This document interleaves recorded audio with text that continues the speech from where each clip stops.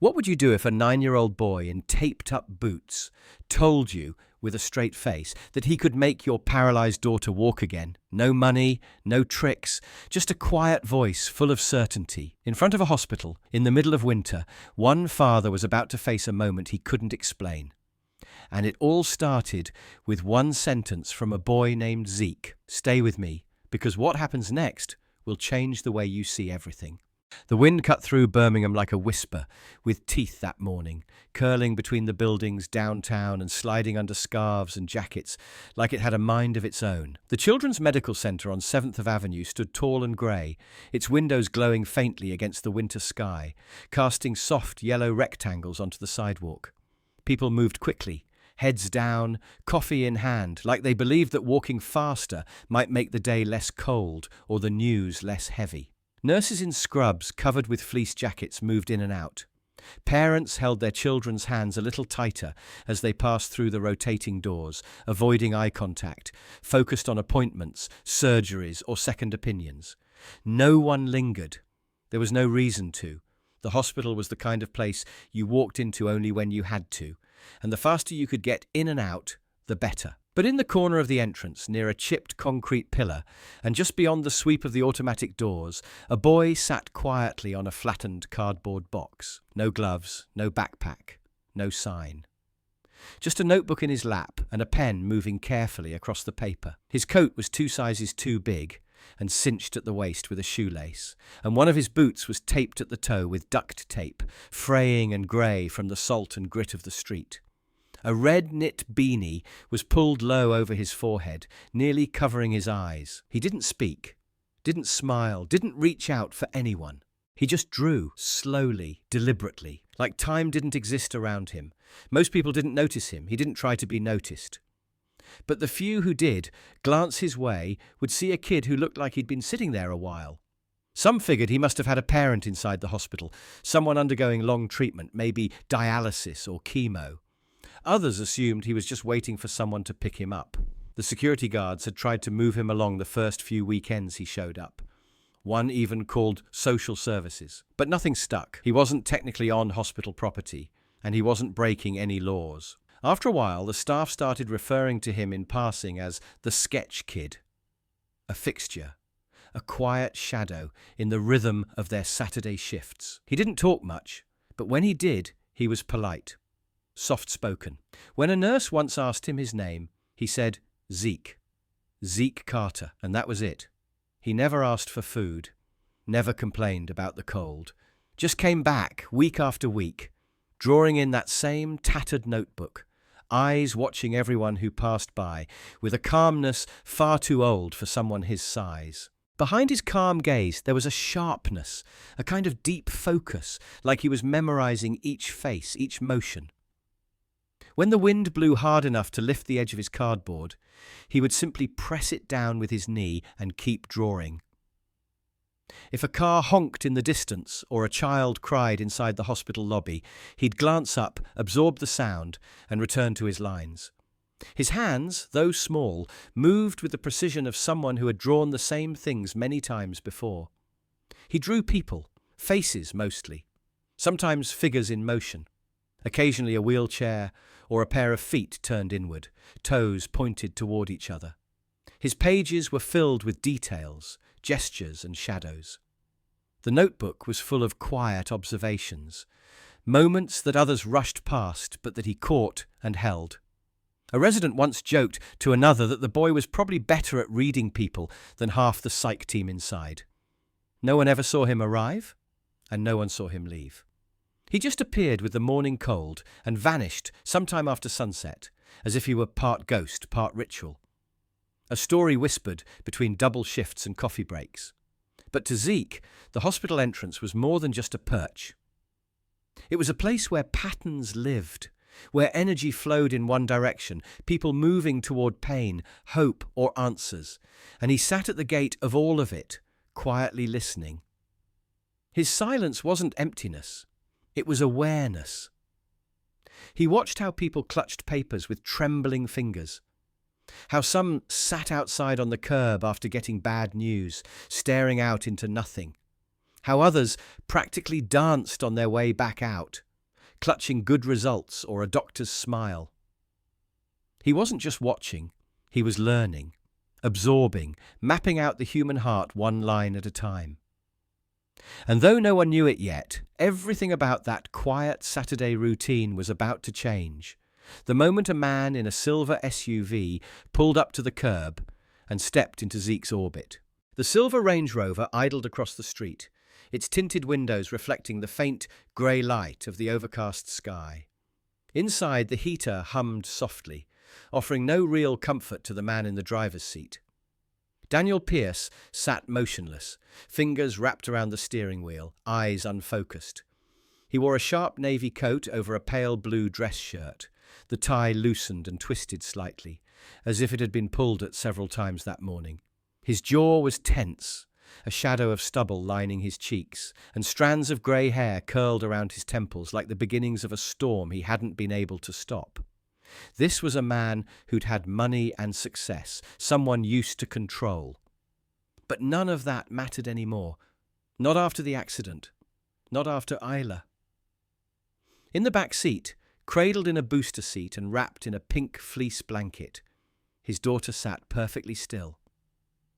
6 years old, with warm brown curls and big soft eyes that blinked slowly but didn't really focus. She hadn't spoken much in the last 2 weeks, and she barely responded to music anymore, and when he tried to make her laugh with his old jokes, the same ones that used to get her giggling in fits, she only offered a faint smile like a distant echo. Her legs rested straight and unmoving beneath the blanket. Once she used to climb everything, trees, fences, chairs, like gravity was optional. Now her tiny hands rested motionless in her lap, and she hadn't tried to get out of the car on her own since the wheelchair became part of her life. Daniel adjusted the mirror slightly, not to see traffic, but to glance at her face again. She was awake, her gaze fixed on the sky beyond the window, watching a bird glide between rooftops. He swallowed hard. The weight of helplessness sat like a stone in his chest. The doctors hadn't said it was impossible. But they hadn't been hopeful either, and for someone who had always solved problems with money, time, or idea or negotiation, this was a battlefield where none of his weapons worked. He finally moved, stepping out into the cold and pulling the rear door open. The wind greeted him with a sharp bite. He took a deep breath, crouched, and gently unbuckled Isla. She didn't resist as he lifted her out, just placed her small arms around his neck and leaned in. Her cheek rested against his shoulder. She used to hum when he carried her like this. Today, she was silent. Daniel shut the door with a soft click and turned toward the hospital. He didn't see the boy at first. Zeke had blended into the scene like a fixed part of the background, sitting low, notebook against his knees. But Zeke saw them. He saw the careful way Daniel carried his daughter, the way his jaw clenched tighter the closer they got to the doors. He saw Isla's eyes, the same kind of distant stare he'd drawn so many times before. And without hesitation, without even standing, he spoke. "Sir, I can help your daughter walk again." The words slipped out of his mouth like breath. They weren't loud, but they cut through the noise of traffic and the whir of the hospital's revolving doors. Daniel stopped mid-step, not because he understood what had been said, but because of how it was said. It wasn't a sales pitch. It wasn't desperation. It was calm, clear, certain. The kind of voice that shouldn't belong to a child sitting on cardboard in duct-taped boots. He turned slowly. "What did you just say?" he asked, adjusting his grip on Isla. Zeke stood now, no more than 4 feet tall, his oversized coat shifting in the breeze. "I said I can help her walk again." He didn't flinch, didn't look away. Daniel blinked, unsure if this was a prank or some twisted trick played by the universe on a man who was already at his limit. "That's not funny," he said, a little too sharply. But Zeke didn't back down. "I wasn't joking." His voice didn't tremble. There was no smile, no defensiveness, just a simple conviction that hung in the air longer than it should have. Daniel looked at him again, this time really looking. The frayed edges of the coat, the taped boot, the cracked lenses of the glasses tucked into his collar. This wasn't a con artist. This wasn't even a runaway. It was just a boy. A boy who had spoken with the voice of someone who knew something no one else did. For a split second, Daniel felt something inside him stir, a flicker of emotion he hadn't let himself feel in weeks. Not hope, not exactly, but curiosity. Then, just as quickly, he swallowed it down and turned away, pushing through the doors with Isla still in his arms. But as he moved deeper into the hospital, past white walls and plastic chairs, past the smell of antiseptic and the drone of elevator chimes, one thing followed him. That voice.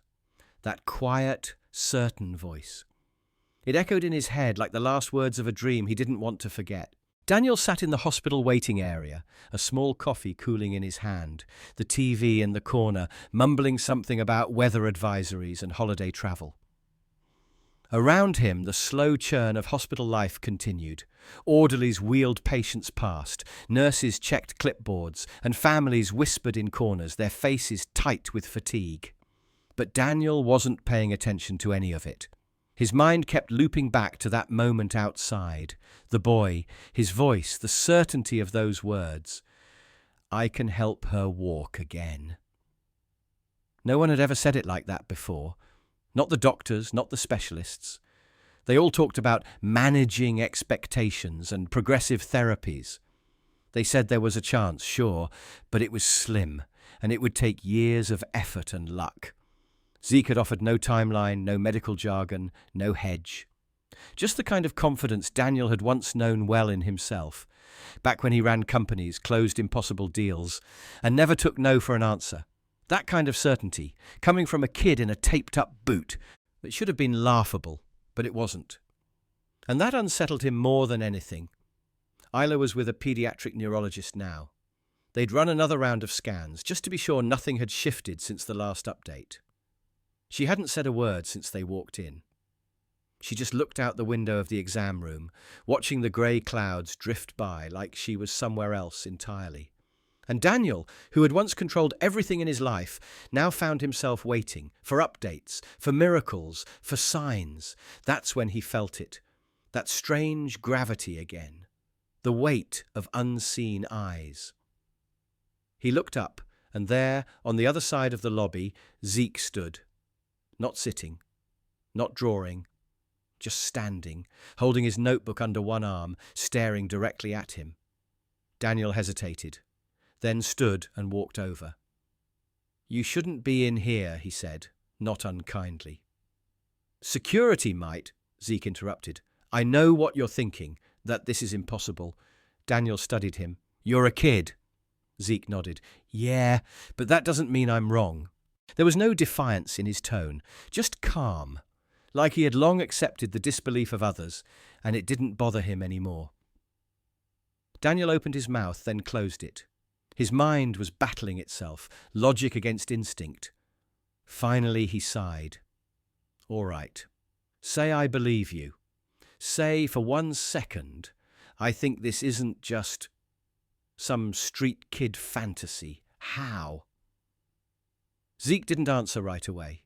Instead, he opened his notebook and flipped to a page in the middle. Daniel leaned in. The page showed Ela, not as she was now, slumped and silent, but standing, smiling, one hand outstretched, like she was reaching for something just off the edge of the paper. The likeness was uncanny. It wasn't just a drawing. It was a moment, a feeling, a truth rendered in pencil. This, Zeke said, tapping the image, is what's supposed to happen. Not what might, what will. Daniel felt a chill that had nothing to do with the cold outside. You're saying, what? That you saw the future? I see what people hide, Zeke replied, what their bodies forget, what their hearts remember. And sometimes, what's supposed to come next? Daniel backed away slightly, unsure whether he was in the middle of a con or a hallucination. But then Zeke added, "It's not magic, it's memory. Muscles remember, nerves whisper, and if you listen the right way, they tell you how to help." "What are you, some kind of savant?" Zeke shook his head. "I'm just someone who sees patterns, and I know how to draw the ones that matter back into place." Silence stretched between them. Then, without thinking too hard about it, Daniel asked, "Can you come upstairs?" Zeke didn't smile. He just nodded, like he knew that invitation was coming. As they walked together down the long hallway toward Isla's room, Daniel kept glancing at the boy, noticing the limp he hid well, the way he touched the wall occasionally as if feeling for vibrations. Zeke didn't look nervous. He looked like someone walking towards something he'd already seen. In the room, Isla looked up as they entered. Her eyes moved from her father to Zeke, and for the first time in days, something flickered in them, curiosity. Zeke approached slowly. "Hi, Isla. I'm Zeke." She didn't answer, but her eyes tracked him. "You used to run fast, didn't you?" he asked. Her lip twitched. Maybe a smile, maybe a memory.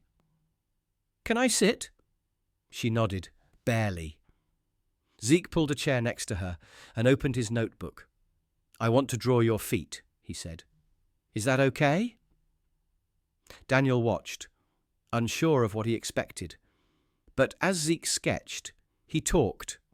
Not about her injury, but about the kinds of shoes she liked, the best places to run, how sidewalks feel under fast feet. And slowly, Isla began to nod. Then whisper. Then speak. It was fragments at first, then full sentences. And when Zeke finally turned the notebook around, there were her feet, drawn as if they were already in motion. He slid the page toward her. "These are still yours," he said. And for the first time in a long time, Isla smiled. Daniel didn't want to look back. He stepped into the hospital's warm, fluorescent corridors, with Isla still tucked gently in his arms, her small body limp against his chest. He focused on the beeping monitors, the scent of disinfectant, the shuffle of nurses' shoes on tile, anything to drown out the weight of what had just happened. But it followed him, not the boy, not physically, just the words, the strange certainty in that child's voice. It looped in his head like a melody he couldn't unhear. "I can help your daughter walk again."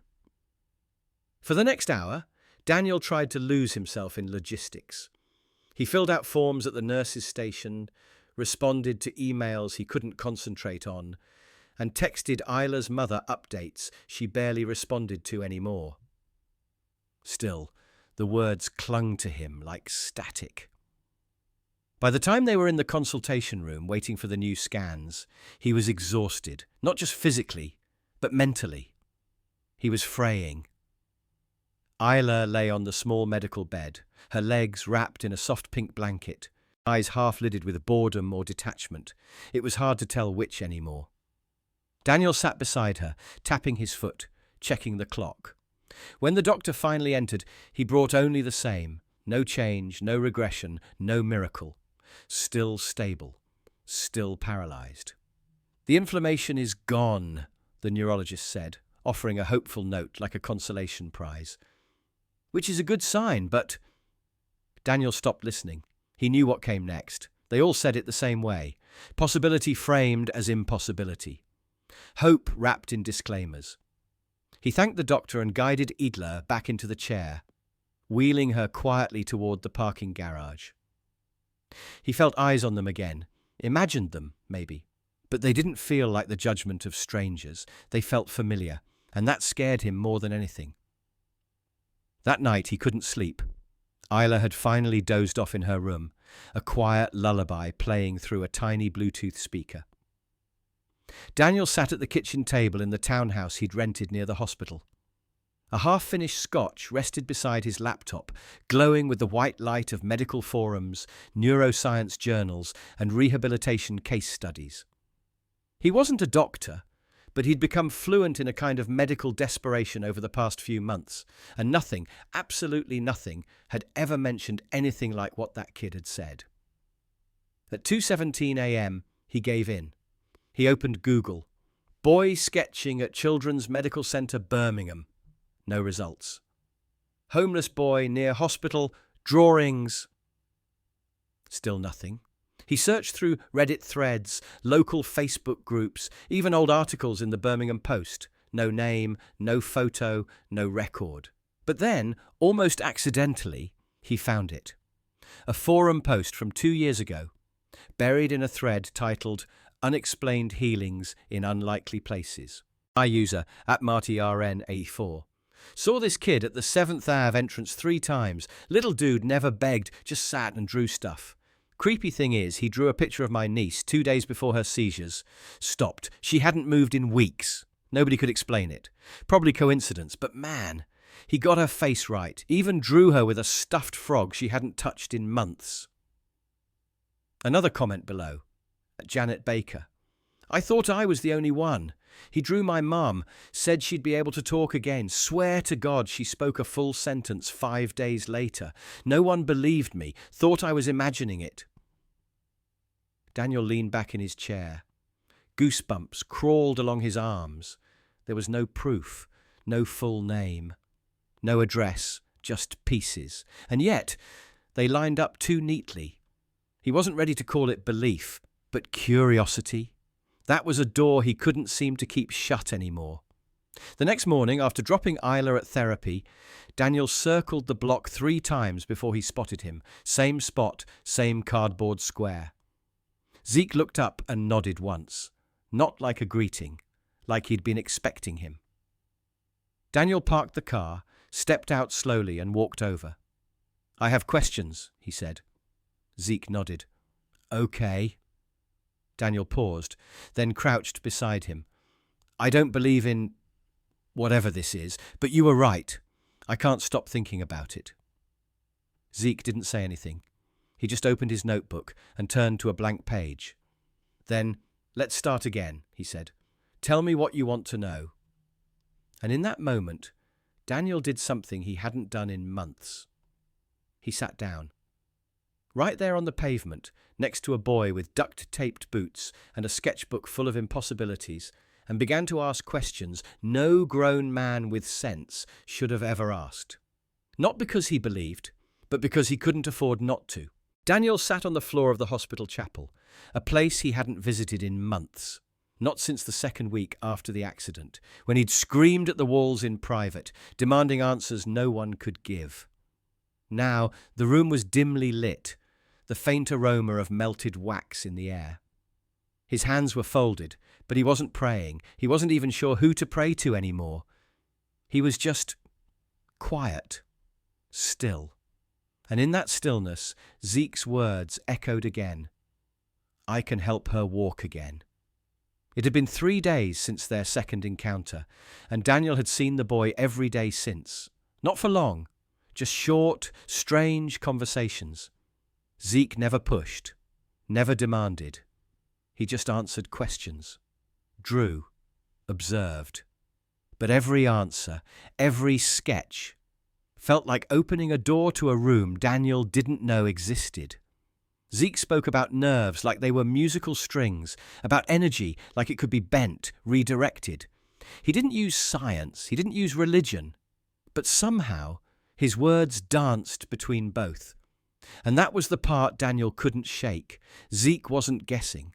He was describing, with certainty, with vision, with that calm, frightening clarity only seen in people who know. And now here Daniel sat, in the one room designed for faith, grappling with belief.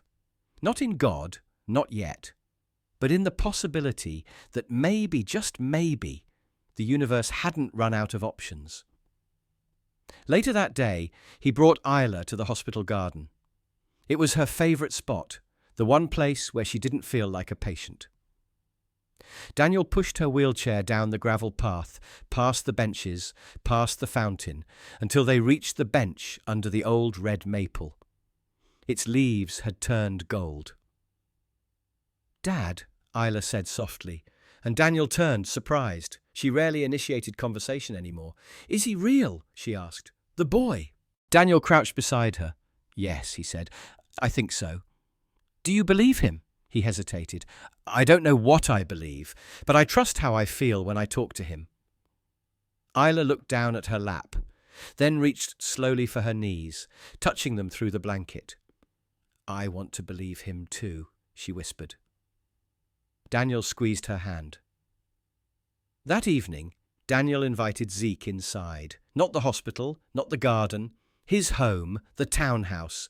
He didn't tell anyone, didn't ask for permission. He just drove Zeke over, let him wash his hands, made him a sandwich, and then sat across from him like they were old friends. "You said you see patterns," Daniel said, "that you listen to what bodies remember." Zeke nodded. "What do you see when you look at her?" Zeke opened his notebook and flipped to the drawing he'd made days earlier, the one of Isla standing. Then he took a new page and began sketching again. Daniel watched in silence. Zeke didn't ask for a reference photo. He didn't ask questions. He just drew. This time, it was different. The scene showed Isla mid-stride, her feet barely touching the ground, a look of determination on her face. And beside her, barely visible, was Daniel, not carrying her, not pushing her, just walking with her. Zeke slid the sketch across the table. "This is coming," he said. Daniel felt his throat tighten. "What do I do?" Zeke tapped the image. "Let go of what you think is impossible." It wasn't instruction, it was permission. That night, Daniel sat at Isla's bedside long after she fell asleep. He looked at her legs.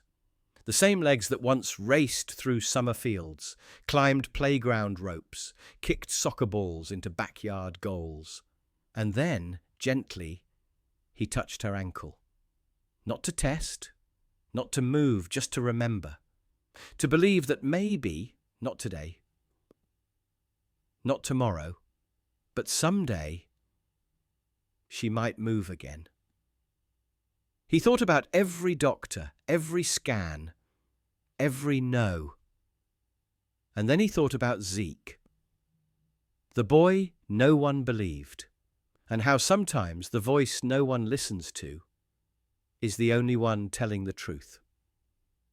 The next morning, Daniel brought Isla to the hospital early. He asked for a quiet room.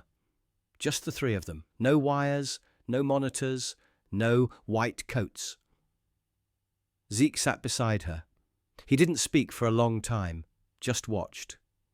Then he whispered, "Do you remember the sound of your feet running?" Isla blinked. "The sound?" Zeke nodded.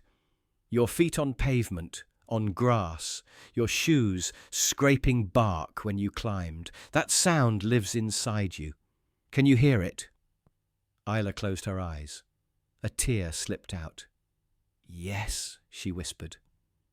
Zeke took her hand. "Then, let's help your legs remember too." And in that quiet hospital room, with no proof, no protocol, and no permission, they began.